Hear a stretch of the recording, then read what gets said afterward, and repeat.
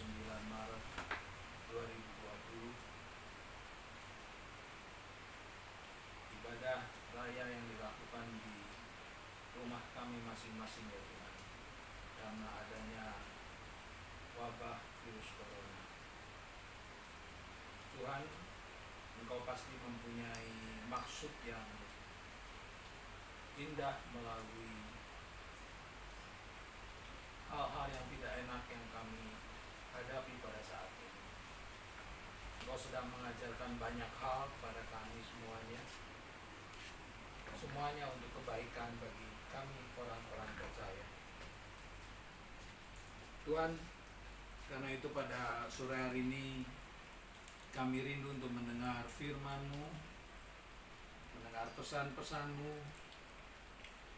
Bukakanlah hati kami, berikanlah kepada kami telinga hati seorang murid, supaya kami dapat memahami semua firman yang akan disampaikan, dan kami bukan saja menjadi pendengar-pendengar firman, tetapi menjadi penurut-penurut firman. Berkati hamba-Mu yang akan menyampaikan kebenaran firman Allah, Ibu Dorcas, pada sore hari ini.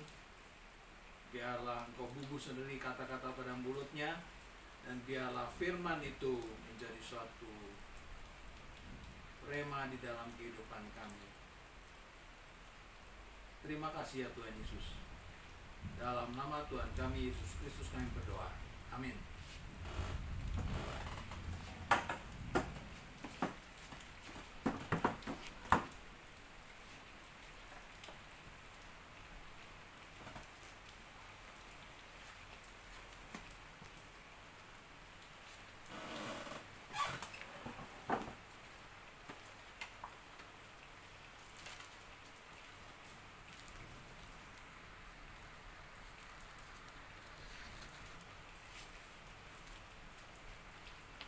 Shalom Bapak Ibu Saudara yang dikasih oleh Tuhan. Selamat sore, selamat beribadah kembali di hari Minggu yang indah ini. Sudah lama kita tidak berjumpa, tetapi sore hari ini kita bisa bersama-sama berjumpa dalam ibadah online. Bersyukur kita masih bisa beribadah sekalipun di rumah kita masing-masing. Sore hari ini saya rindu menyampaikan satu kebenaran firman Tuhan di dalam 2 Timotius 1 ayat 7. Bapak Ibu sudah dikasih oleh Tuhan, akhir-akhir ini kita semua dihinggapi oleh roh ketakutan. Sehingga roh ketakutan itu lebih menguasai kita daripada roh Tuhan. Seolah-olah roh ketakutan itu lebih besar daripada roh Tuhan. Tetapi mari Bapak Ibu saudara yang dikasih oleh Tuhan, sore hari ini kita akan membaca satu firman yang bisa menguatkan iman kita, sehingga kita tidak dikuasai oleh roh ketakutan lagi. 2 Timotius 1 ayat 7. Sebab Allah memberikan kepada kita bukan roh ketakutan, melainkan roh yang membangkitkan kekuatan, kasih, dan ketertiban. Tuhan tidak pernah memberi kita roh ketakutan, karena roh ketakutan bukan berasal dari Tuhan, tetapi dari si iblis. Tuhan memberikan kepada kita roh yang membangkitkan kekuatan, kasih, dan ketertiban. Di dalam Efesus 6 ayat 11 dikatakan, kenakanlah seluruh perlengkapan senjata Allah, supaya kamu dapat bertahan melawan tipu muslihat iblis. Apa itu tipu muslihat iblis? Iblis adalah bapa pembohong. Iblis adalah penebar roh ketakutan. Iblis adalah roh yang mengintimidasi kita dengan pikiran-pikiran negatif, sehingga membuat kita menjadi orang-orang yang dihinggapi roh ketakutan. Untuk melawan tipu muslihat iblis ini, kita harus mengenakan seluruh perlengkapan senjata Allah. Apa itu seluruh perlengkapan senjata Allah?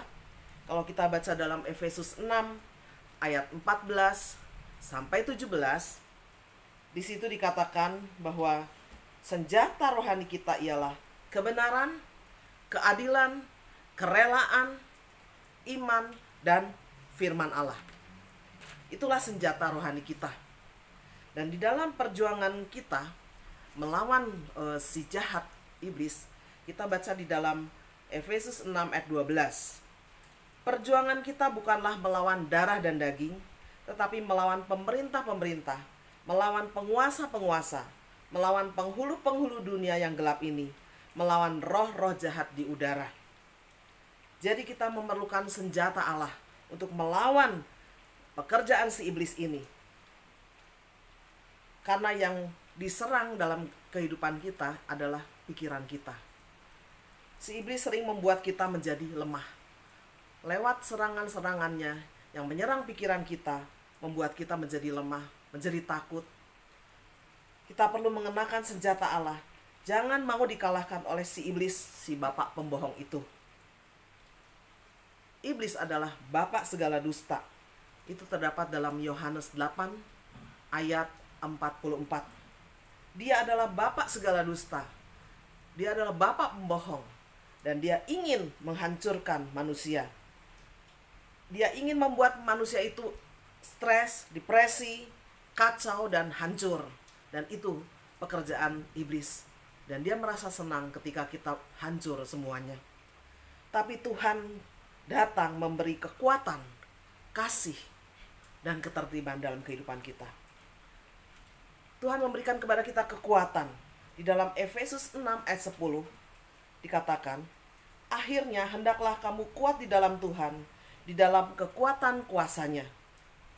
Ketika kita selalu ada dalam relasi yang intim dengan Tuhan, kita akan kuat dalam menghadapi ujian, tantangan, masalah yang ada di hadapan kita. Badai yang saat ini kita alami, yang melanda bukan hanya di kota ini saja, tetapi di seluruh dunia, semua mengalami ini. Tuhan memberikan kepada kita kekuatan kuasanya. Dan dia ingin supaya roh ketakutan itu tidak ada dalam pikiran kita.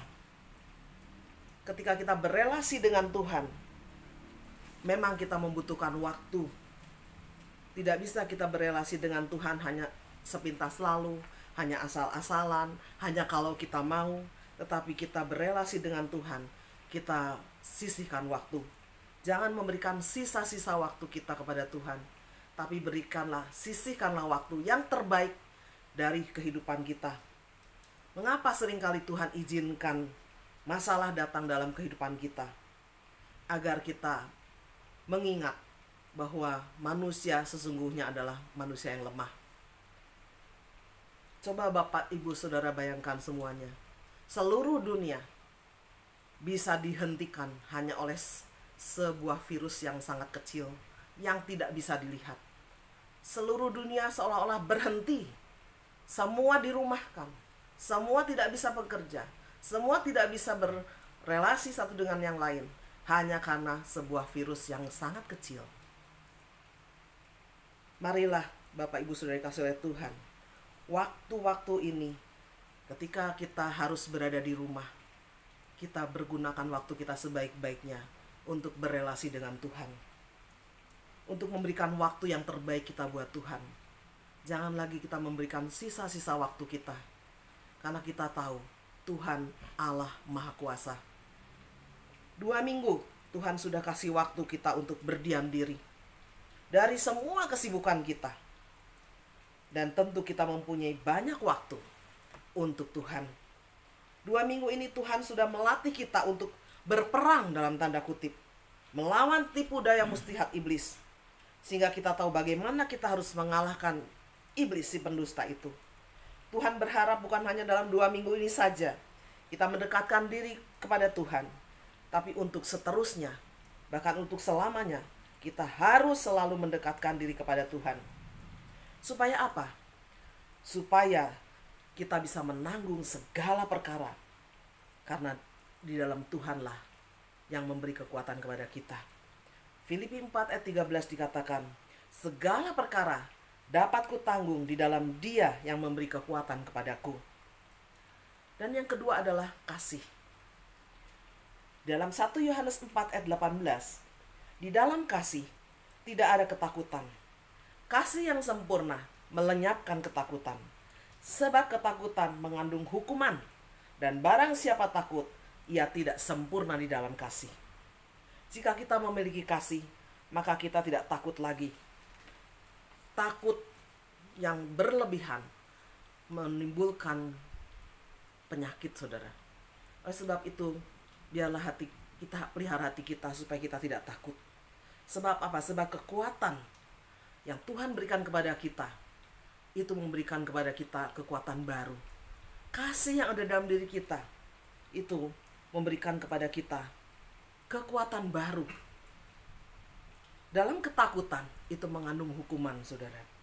Barang siapa takut, ia tidak sempurna di dalam kasih. Ketakutan bisa membunuh kita. Ketakutan bisa menurunkan daya tubuh kita, sehingga kita menjadi sakit.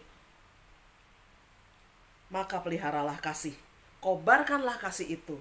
Maka kasih itu akan memelihara hati kita, pikiran kita, untuk memiliki keberanian dan hidup dalam damai sejahtera, sekalipun di tengah badai. Bapak Ibu Saudara dikasih oleh Tuhan, mari kita baca dalam Roma 12 ayat 9. Hendaklah kasih itu jangan pura-pura. Jauhilah yang jahat dan lakukanlah yang baik. Jika kita memiliki kasih, maka niscaya kita melakukan kebaikan. Karena yang ada di dalam hati kita pasti akan terbukti dan memancar keluar. Saat ini adalah saat yang paling baik untuk menunjukkan kebaikan hati kita kepada orang-orang yang susah di sekitar kita. Dengan adanya aturan social distancing, kita, rakyat Indonesia yang menengah ke bawah, mereka yang paling menderita. Mereka harus tetap bekerja, mereka harus tetap jualan agar mereka bisa makan. Tetapi ketika mereka tidak jualan, mereka tidak bekerja, mereka tidak bisa makan. Jika ada tetangga-tetangga kita yang menderita seperti itu, mari kita mengulurkan tangan kita, menunjukkan kasih kita kepada mereka. Ini adalah momentum yang sangat baik, Bapak Ibu Saudara, untuk menyatakan bahwa kita adalah murid Kristus, bahwa kita, di dalam diri kita ada kasih Kristus.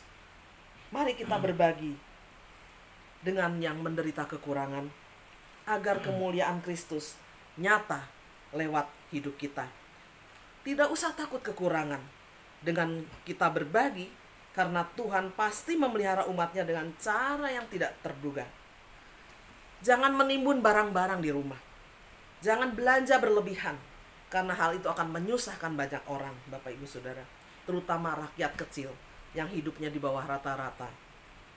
Mari kita belanja sewajarnya saja. Bantulah teman-teman kita seiman yang kekurangan. Jika tetangga-tetangga kita ada yang kekurangan, baik itu teman seiman atau bukan teman seiman, marilah kita bantu mereka.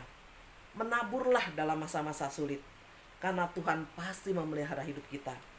Seperti Ishak yang menabur di dalam masa sulit, ia mendapat hasil 100 kali lipat, sebab ia diberkati Tuhan.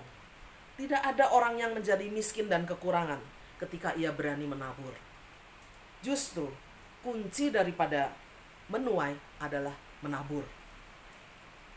Jangan berharap kita menuai jika kita tidak pernah menabur.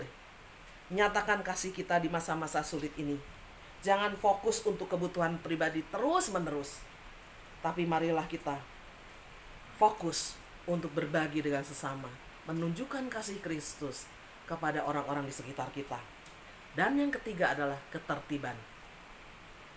Judul perikop 2 Timotius 1 ayat 3 adalah nasihat untuk bertekun. Arti kata tekun adalah terus-menerus, tidak mengenal lelah, konsisten, setia, taat, tertib. Tuhan memberikan kepada kita roh yang membangkitkan ketertiban. Jika kita tertib dalam hidup kita sehari-hari, terutama dalam mencari Tuhan, maka kita akan mendapatkan damai sejahtera yang Tuhan berikan kepada kita. Ketika kita haus dan lapar akan firman Tuhan, maka kita akan tekun, setia, taat, tertib untuk terus mencari Tuhan setiap hari, setiap saat, setiap waktu. Sudahkah kita tertib dalam menyisihkan waktu untuk Tuhan? Atau kita asal-asalan memberi waktu buat Tuhan? Waktu sisa-sisa kita ketika kita sudah mengantuk, sudah hampir tertidur, baru kita memberikan waktu kita buat Tuhan. Apakah seperti itu? Orang yang tertib dalam mencari Tuhan pasti selalu mendisiplin diri untuk menyisihkan waktu terbaiknya untuk berelasi dengan Tuhan. Dan orang yang selalu berelasi dengan Tuhan akan tahan terhadap goncangan. Tidak takut, tidak khawatir tentang kehidupannya. Karena ia tahu betul siapa yang ia andalkan, yaitu Tuhan, pemelihara semesta alam dan segala isinya. Tuhan pengendali segala sesuatu. Tuhan yang berdaulat atas segala sesuatu. Lalu mengapa kita meragukan Tuhan? Orang yang meragukan pemeliharaan Tuhan, sesungguhnya ia bukan orang beriman. Karena tidak mempercayakan hidupnya kepada Tuhan. Marilah saudara-saudaraku, kita beriman dan mengandalkan hanya kepada Tuhan saja, bukan kepada hal-hal yang sementara. Karena Dia Allah yang berkuasa. Dia yang mengendalikan segala sesuatu. Dia berkuasa atas hidup kita. Dia berkuasa atas alam semesta ini. Dalam kasih-Nya, kita memiliki ketenangan yang sejati. Walaupun di tengah badai, walaupun di tengah masalah, di tengah penderitaan, di tengah kekurangan, tapi kita memiliki ketenangan. Dan kita pasti tampil sebagai pemenang. Bapak, Ibu, Saudara yang kasih oleh Tuhan, sebagai ayat penutup, mari kita membaca dalam Lukas 21 ayat 34 sampai 36. Ayat 34 berkata, "Jagalah dirimu supaya hatimu jangan syarat oleh pesta pora dan kemabukan serta kepentingan-kepentingan duniawi, dan supaya hari Tuhan jangan datang dengan tiba-tiba jatuh ke atas dirimu seperti suatu jerat." Janganlah fokus pada hal-hal duniawi, hal-hal yang kesementaraan, tapi fokuslah kepada hal-hal yang bernilai kekal. Karena hal-hal duniawi akan menjauhkan kita daripada Tuhan. Jika kita diberi kepercayaan dengan berkat yang melimpah atau seberapapun yang Tuhan berikan buat kita, dan kita hanya memakai untuk kepentingan-kepentingan duniawi dengan serakahnya, jangan sampai berkat Tuhan itu malah menjadi jerat buat kita untuk mabuk harta, seenaknya menggunakan harta untuk diri sendiri. Karena Tuhan berkata, jangan sampai hari Tuhan datang dengan tiba-tiba seperti suatu jerat. Ini mengerikan, Bapak, Ibu, Saudara. Ketika kita enak-enak menggunakan harta yang Tuhan berikan kepada kita tanpa bertanggung jawab kepada Tuhan, itu akan menjadi jerat buat kita sendiri. Di ayat ke-35 dikatakan, sebab Ia akan menimpa semua penduduk bumi ini. Bukankah saat ini seluruh penduduk bumi goncang dengan adanya virus yang amat sangat kecil ini? Tuhan sedang berbicara apa kepada kita semua? Bahwa sesungguhnya manusia itu lemah. Dan ayat yang ke-36 berkata, berjaga-jagalah senantiasa sambil berdoa, supaya kamu beroleh kekuatan untuk luput dari semua yang akan terjadi itu, dan supaya kamu tahan berdiri di hadapan Anak Manusia, yaitu Tuhan. Tuhan berkata, berjaga-jagalah senantiasa sambil berdoa. Jagalah relasi kita dengan Tuhan. Isi hati kita, pikiran kita dengan firman-Nya, dan berdoalah senantiasa. Karena hanya orang yang berjaga-jaga dan berdoa yang dapat bertahan dalam situasi yang menggoyahkan ini. Hanya orang yang dekat dengan Tuhan yang memiliki kekuatan, kasih, dan ketertiban. Sudah waktunya kita serius kembali kepada Tuhan, Bapak, Ibu, Saudara. Kita tidak tahu apa yang akan terjadi dengan dunia kita ke depan. Mungkin bisa lebih baik, mungkin bisa lebih buruk. Hanya orang yang dekat dengan Tuhan yang mampu melewati semua situasi di depan ini. Mari kita meresponi firman Tuhan dengan mengintrospeksi diri kita. Kiranya terang firman-Nya menerangi hati dan pikiran kita untuk selamanya. Amin. Tuhan memberkati kita semua. Mari kita berdoa. Bapa yang Maha Kasih, terima kasih Tuhan Yesus. Tuhan adalah pengendali segala sesuatu, dan kami hanya mengandalkan kepada Tuhan saja. Kami tahu ya Tuhan, bahwa kehidupan manusia begitu rapuh dan lemah. Maut hanya sejengkal di depan kami Tuhan. Dan kami tidak tahu apa yang terjadi di depan kami nanti ya Tuhan. Oleh sebab itu kami mau mengandalkan hanya kepadamu saja ya Bapa. Engkaulah Allah yang luar biasa, pencipta alam semesta, pengendali segala sesuatu.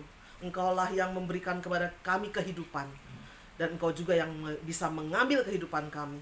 Oleh sebab itu Tuhan, ajarlah kepada setiap kami untuk mempergunakan waktu kami sebaik-baiknya, untuk berfokus kepada hal yang bernilai kekal, bukan kepada hal yang duniawi, memuaskan keduniawian kami ya Tuhan.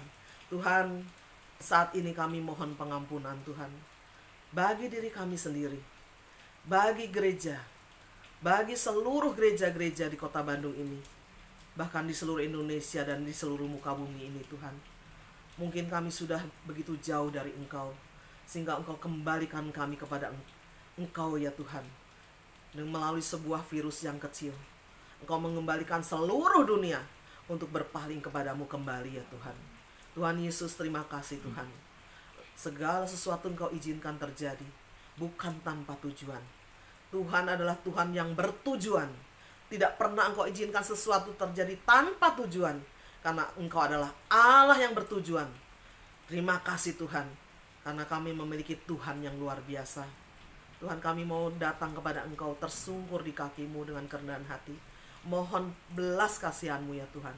Biarlah kiranya Tuhan menguatkan setiap anak-anak-Mu Tuhan di muka bumi ini dalam melewati masa-masa sulit, supaya kami semua tetap bertekun di dalam Engkau. Kami berpaling kali kepada Engkau, mendekatkan diri lagi kepada Engkau, berelasi lebih dekat lagi dengan Engkau. Terima kasih Tuhan Yesus. Kami percaya Tuhan sudah mendengarkan doa kami. Dalam nama Yesus kami berdoa. Haleluya. Amin. Shalom. Kiranya Tuhan memberkati kita semua.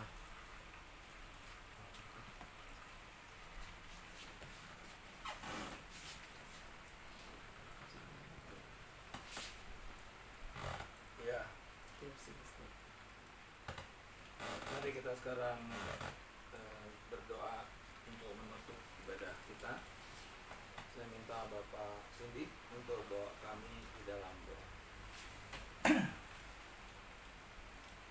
Bapak, di akhir Tuhan kami di rumahnya Tuhan, kami mengucap syukur kalau masih Tuhan beri kesempatan untuk kami boleh beribadah Tuhan, sekalipun terbatas waktu dan tempat. Tapi kami percaya Tuhan bahwa firman-Mu di mana kami 2 atau 3 orang berkumpul memuji, misalkan nama-Mu, memanggil nama-Mu Tuhan, Roh Kudus ada di tengah-tengah kami. Terima kasih Tuhan buat firman-Mu, sehingga kami juga boleh mentaati dan mengikuti firman-Mu ya Tuhan, di mana jika kami takut Tuhan, kami pun melanggar akan firman-Mu ya Tuhan. Itu sebabnya beri kepada kami ya Tuhan roh tegar, roh beranian Tuhan, roh tidak takut terhadap wabah ataupun situasi-situasi yang mencekam ya Tuhan, karena kami tahu Tuhan Engkau ada bersama kami. Terima kasih Tuhan. Biarlah Tuhan Engkau juga memberkati setiap jemaat yang ada di rumah masing-masing, keluarga kami, jemaat kami masing-masing ya Tuhan. Biarlah mereka pun mendapatkan lawatan Tuhan, mendapatkan penyertaan pimpinan Tuhan Yesus, sehingga beri penghiburan di dalam kondisi yang sulit ini ya Tuhan. Terima kasih Tuhan. Roh Kudus senantiasa bekerja dalam hati kami masing-masing, menguatkan kami masing-masing ya Tuhan, sehingga iman kami semakin hari semakin dikuatkan, semakin teguh, memiliki iman yang sejati ya Tuhan. Terima kasih Bapa, memberkati hamba-Mu ya Tuhan, yang sudah menyampaikan firman-Mu. Kiranya Roh Kudus memakai dia, Engkau memakai dia dengan heran lebih lagi ya Tuhan, dan banyak jiwa-jiwa boleh datang kepada-Mu Tuhan. Terima kasih Tuhan. Kiranya Tuhan memberikan perlindungan bagi hari-hari ke depan yang mungkin dalam kondisi apapun, tapi kami percaya bersama Tuhan Yesus kami boleh melakukan hal-hal yang terbaik karena firman-Mu ya Tuhan. Engkau senantiasa berserta di dalam segala hal yang kami perbuat untuk mendatangkan kebaikan. Terima kasih Tuhan. Dalam nama Tuhan Yesus kami mengucap syukur dan suka berdoa.